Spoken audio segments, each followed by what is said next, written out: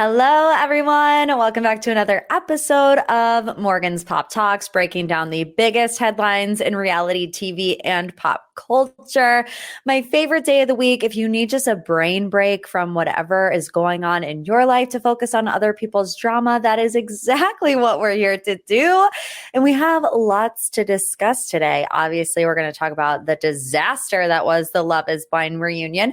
We're going to talk more about the messy aftermath of that reunion because I actually find that more intriguing than what actually happened at the reunion. But if you want my general thoughts, a bit more of a recap of the reunion, I did do that this week on my Patreon on Extra Pop. The link is in the description below. But let's start with our Pop 3, the biggest headlines from this week. Ariana's Coachella weekend fling was everywhere this weekend. I feel like I could not open my Instagram page without seeing Ariana frolicking through the fields of Coachella with a rather chiseled man by her side.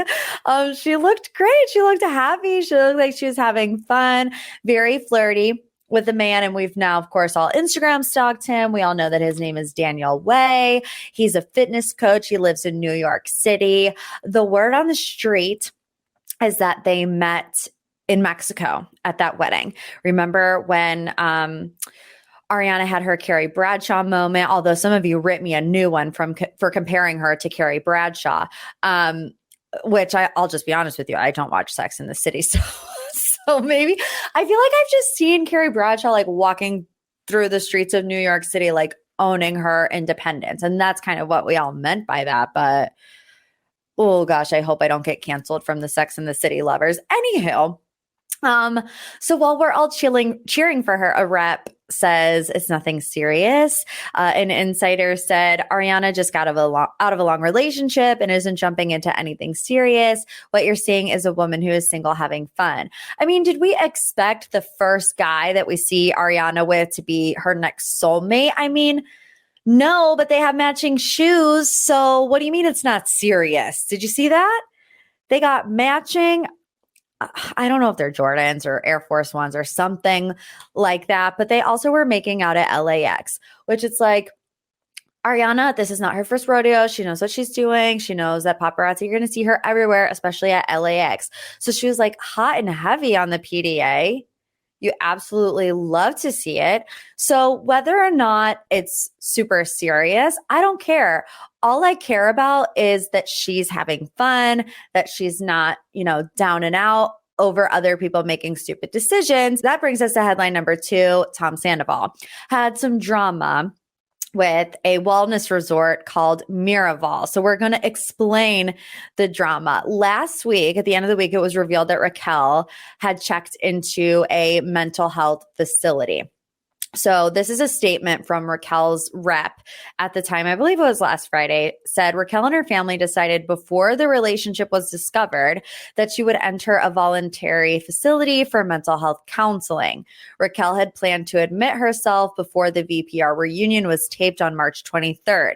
She was scheduled to go in pre-reunion, but decided she wanted to finish her filming commitment. Bravo and production were aware and in support of her journey towards better mental health. Okay, so that was the first story that came out.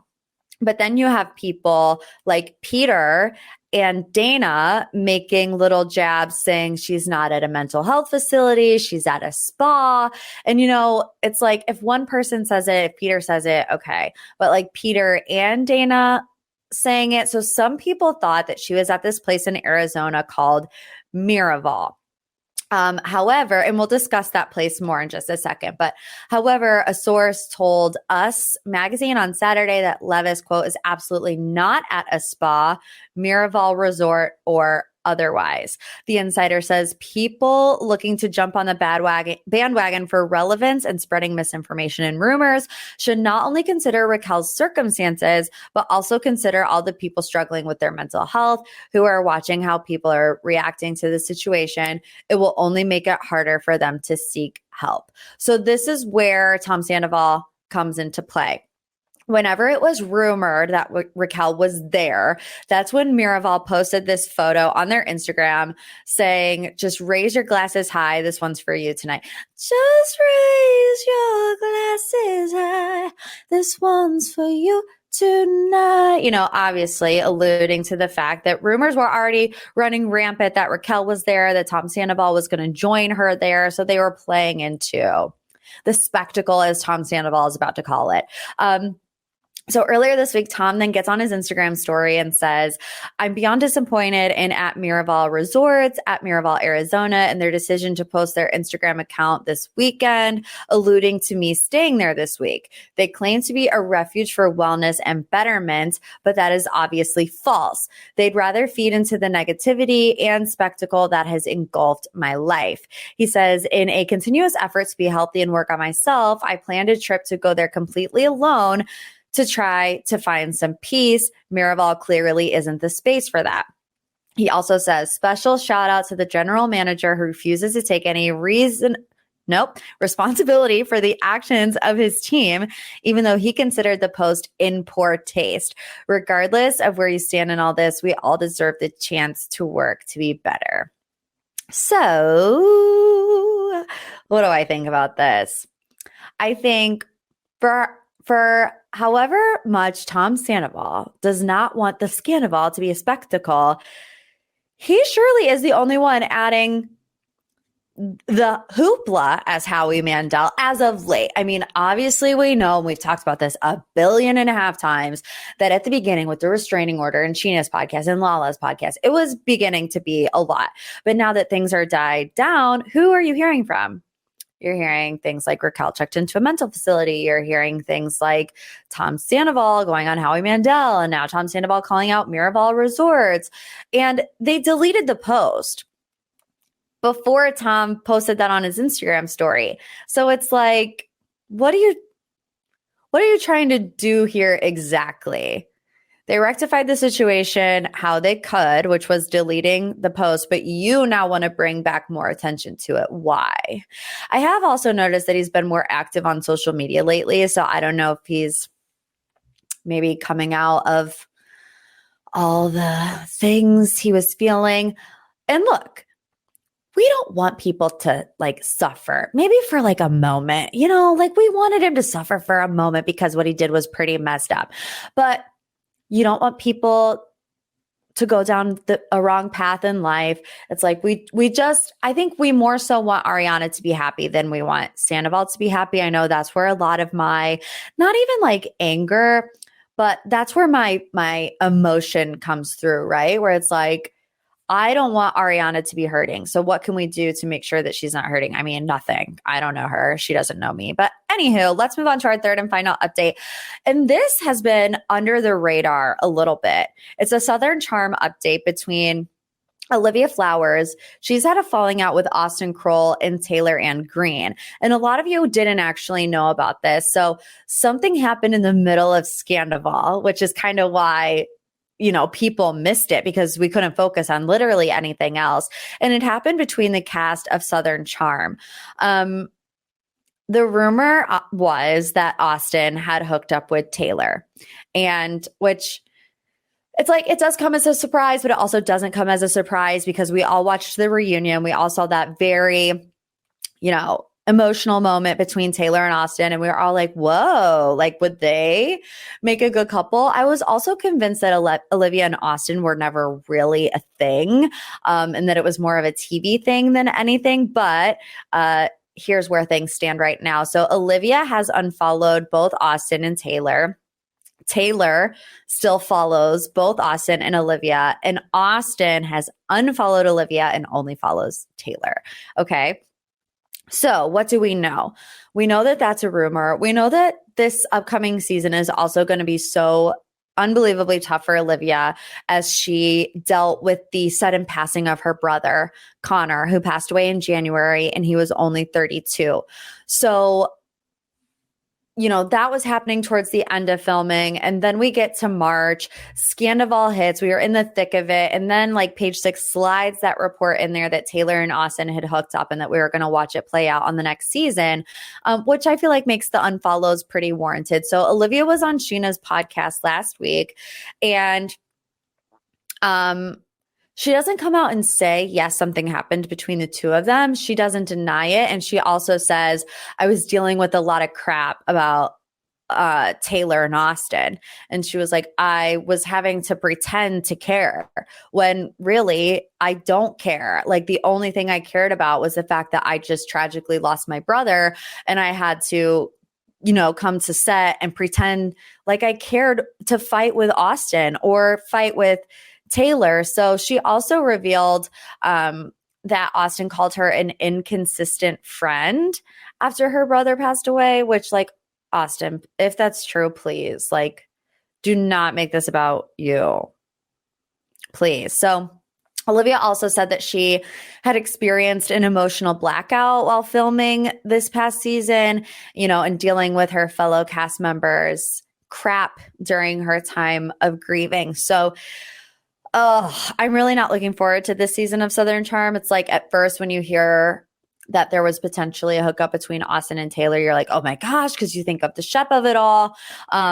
But when you put it into context of what Olivia had to go through this season, it's not cool. So I have no idea when Southern Charm is going to come back on the air. So time will tell. But now it's time to get into the deep dive. Every week on my Instagram, I open up the deep dive submissions to you. What do you want to know more about? And this week it comes from Emily. Hey Morgan, it's Emily from Columbus, Ohio. My deep dive submission is for the Love is Blind reunion and the messy aftermath. Paul coming for Vanessa. And what did you think of the Lachey's hosting job? All I can say is yikes. Thanks for keeping me updated on all things pop culture. You're really out here doing God's work. Emily, love you like a sis. Okay, we are going to get into the aftermath of a messy Love is Blind reunion. It was mess from the jump. Couldn't even get the live stream to work. They should have taken that as a sign from the good Lord above. Please don't do this reunion. Abort mission as fast as humanly possible. In the end, 6.5 million people ended up watching this reunion, so I don't think that it really mattered. But a lot of people were saying that it was boring. I didn't think it was boring. There were weird moments for sure, but I did enjoy, updates on like everybody's family situation, Bliss and her dad coming around to Zach, Chelsea and Kwame, getting to meet Kwame's mother, Tiffany and Brett, arguably the strongest relationship in Love is Blind history, getting absolutely no screen time, which was just an utter tragedy. But in my opinion, there were three really weird moments. Vanessa and Paul's little debacle, Vanessa and Marshall's little debacle, and then Vanessa with the baby questions. Common denominator. We'll get into that later. But Paul called Vanessa out on her personal bias, which if one cast member is going to be able to do it, it's Paul. The scientist, point blank, is like, well, I was analyzing our conversation, and from the evidence I gathered, Vanessa Lachey had a personal bias when I was talking about Micah not being able to mother my children. You know what I mean? Like, he's just so analytical that if anybody else would have said this, we would have been maybe, I don't know. It was a crazy reunion. I can't even formulate thoughts right now, but he did post on his Instagram story that Vanessa sent him flowers. So it's like, clearly she knows maybe that she did something wrong, or maybe she just feels bad for the way that it was presented. But let's just, recap. So he said Vanessa had the personal bias, and he also said he thought he took responsibility for the full capacity in which he was obligated to. So between Paul and Micah, the big topic of discussion was the comments Paul made about him not being able to see Micah as the mother of his children. Micah called the comments the worst thing, and said she had never heard that until the finale aired on Friday, that the first time she heard those types of concerns from Paul was watching it play out with the rest of us. And Vanessa, she really like repeatedly pressed Paul for his reason for seemingly like not sharing his concerns with Micah before or even after their wedding. So this is what Paul said to Entertainment Tonight. He said, they kept drilling it down on me. I think I said my piece. I think Vanessa might have had a little bit of personal bias in that scenario, or at least I kind of detected that. I don't know, but that's just my assumption based on how she continued to drill into it after I gave my full rationale for why I felt the way I did. Paul added he felt like he owned it as much as he could of his responsibility in that exchange. And like I said, took responsibility for the full capacity in which I think I was obligated to. So he also said he doesn't feel like he was given the opportunity to speak on everything fully. He says, I think it was extremely reductive in the way that they dismissed all nuance and complexity in why I said no. It was framed as the reason I said no was that she wasn't able to fill a mothering role and a nurturing atmosphere and whatever. That was one piece of the puzzle. It was incredibly complex, but that was the answer. That was the reason why. And that's just a fraction of the story. So then Zach comes in, guns blazing. And let me tell you, for me, my favorite goes Tiffany and Brett, Zach and Bliss, Zach and Paul. Like I love the bromance between Zach and Paul. He comes out guns blank saying Micah had no intention on ever marrying Paul. People in the cast heard it. It was a topic of conversation. And it's not the first time that I've heard it either. I mean, I listened to Natalie and Deepti's podcast, and from the first episode, they were like, yeah, people on production have told us that like there's no chance that Paul and Micah are getting married. And this was like before anything was aired. So they really called it. And it's like too many coincidences isn't really a coincidence. But in regards to that, Micah said, I feel like his comment was so out of left field that I don't even want to give it the time of day. I don't even know where that came from. My thing with this particular Paul and Micah situation, can we just have a breakup like where it didn't work out? It's cool. No one needs to be the villain. They shouldn't have gotten married and they didn't get married. Like one person doesn't always have to be the bad guy. Paul can have his feelings.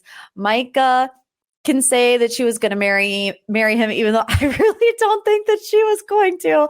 But like, it is what it is. They don't have to be vilified for that.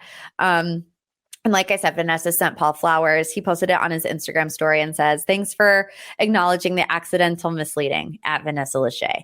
So then we had this really bizarre situation with Jackie, Josh, and Marshall. First and foremost, I think when it comes to a reunion on a reality show, I think you show up or you don't get a chance to explain your side. You don't hide behind a Zoom that was probably edited down. The other cast didn't get an option to have an edited version of their conversation play out for the world to dissect. So why does Jackie and Josh get that opportunity? And, they got on their Instagram saying that they were receiving death threats, which should never happen. It's reality TV. Like, it is not the end of the world. But at the same time, like, Ariana was there and the audience had a problem with her. So, in Jackie's own words, I think she probably should have bossed up and showed up to the reunion. But anyways, so then we get into this whole conversation about Jackie claiming that Marshall called her a derogatory term that was meant as a joke, but she took offense to. So Marshall later addressed the claims like head on, saying that he never used a derogatory term, that it wasn't in his vocabulary, but his explanation behind it was that Jackie had been, quote, calling me out for my sexual preferences, which is what we talked about last week with the text leak. We'll get into that in a second. He said, I felt like it was my turn to take a jab. I said, you got a strong jawline. You could have been a man for all I know. She took very clear offense to it. We were just learning each other. We don't really know what each other's triggers are. I thought it was a safe space because she's coming at me, calling me out for my sexual preferences. I did not say a specific term. I did not use a derogatory word. No. So then Vanessa really inserts her into the situation in this one, but in defense of Jackie. And what I find interesting is that she really goes hard at Marshall, which they shouldn't have been joking around like that to each other. Like signs of a toxic relationship when you're like throwing these jabs out and it's like you don't think they mean them, but you don't know. If you can't tell that they're clearly joking, like that's a problem. But what I find interesting is that Vanessa wanted no part of even explaining the text message situation, which is kind of what sparked this whole thing.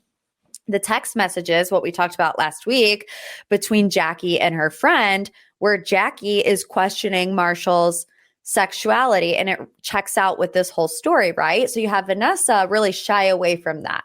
She's like, she doesn't even say anything about it. She's like, Google it. I don't want to talk about it. But then she has a very hard stance on Marshall's, reaction. And I think it's all important in the context of their relationship. So I'm like, you shouldn't go really hard in one direction without at least acknowledging the other direction. So I also think that this was complicated because Jackie wasn't there to defend herself. So maybe Vanessa was in that headspace, but it's still read very strange. And she says, have you considered Jackie's feelings as to why she's not here today?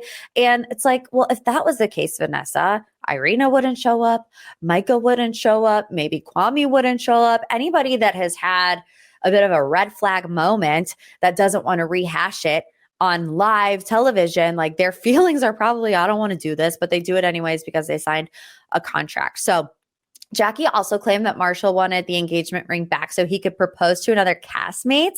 Marshall shut that down, saying he went on one date with an unseen co-star named Kasha, but ultimately he wanted to distance himself from the experiment because it caused him a lot of pain. So the third and final thing that really was just bizarre was the baby situation. And in my opinion, this was like the worst part of it all. People are really coming for Vanessa Lachey over this particular reason because it's 2023 and you really should not be asking that question.